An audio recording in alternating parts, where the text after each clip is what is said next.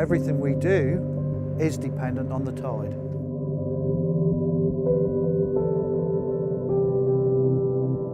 Aggregates is our business. It's a stone and a sand blend of materials used in the concrete industry. We ship it from Fingeringhue, which is on the River Colne in Colchester, round to the River Thames.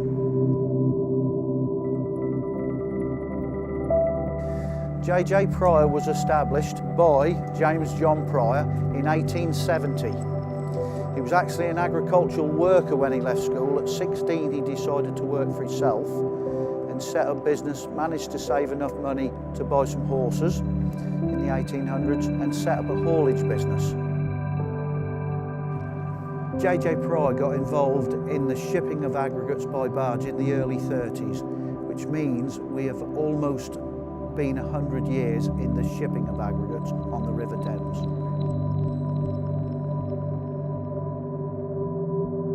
We have 3 operational vessels at the present time, and them vessels are all named after members of the Pryor family. One of our boats, the Peter Pryor, that I believe was built at Orchard Wharf in London by the Pryor business, went on to be used at Dunkirk for the evacuation after the World War II.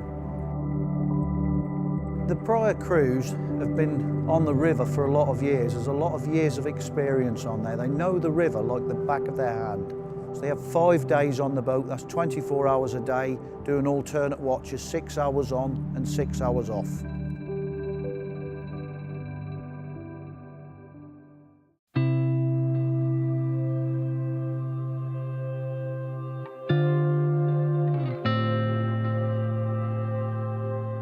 The boat is our home. We spend, out of 7 years, if we're doing 5 days on board, we're doing 5 years on the boat, 2 years at home.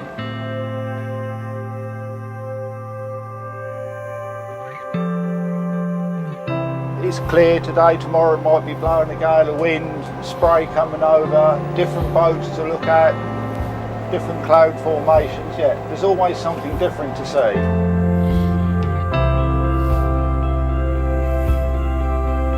We're shipping today 290 tonne. We've got our other boat coming up with 270 tonne. And then when you've got the Mark Pryor with 280 tonne in, that is a considerable amount of lorries, which is not congesting London and the roads.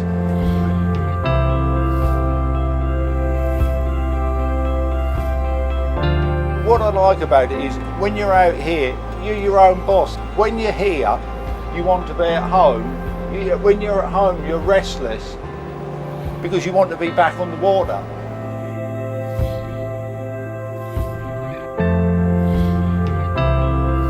The vessels take the same route most of the time.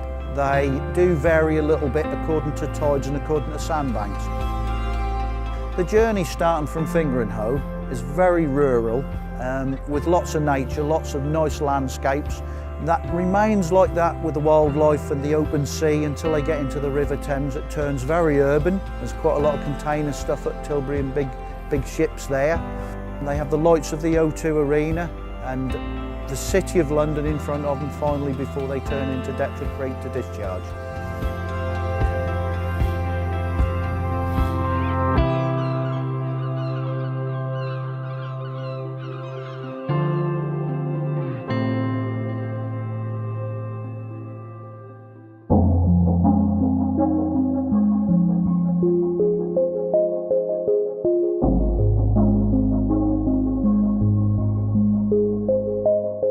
Greenwich has survived through the years we've been there because Pryor boats are the only boats that can get into Greenwich to discharge. Greenwich is the key to the Pryor transport operation. I'm Jeff Paul and I drive the crane that's on the building site, on the aggregate site here.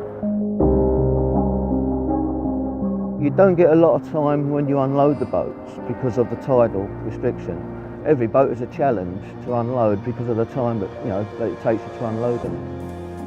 The boat carries about 280 tonne and it takes me around about an hour and a half to unload a boat.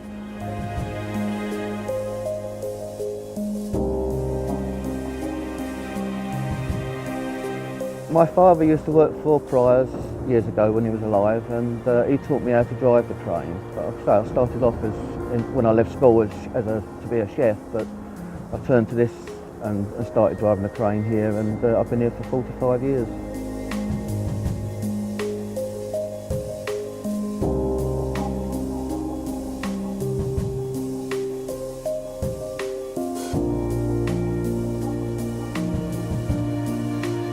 We've just done the actual Cutty Sark. We put all the concrete into the Cutty Sark down there, and you know, quite a bit of concrete in here before it had its mishap, obviously. But I mean, the Cutty Sark now looks fabulous down there with, you know, the way it's been built. JJ Pryor had been on this site for about 65 years. There's nowhere else that you could put a site like this on in Greenwich or London now, because they're all being snapped up for building on.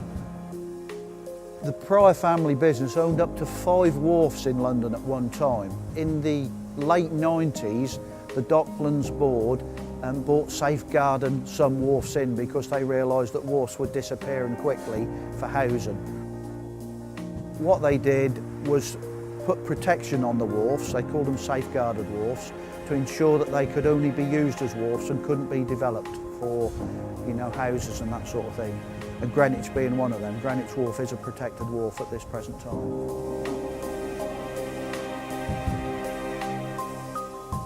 Priors are a forward-looking company, but we are rooted in history.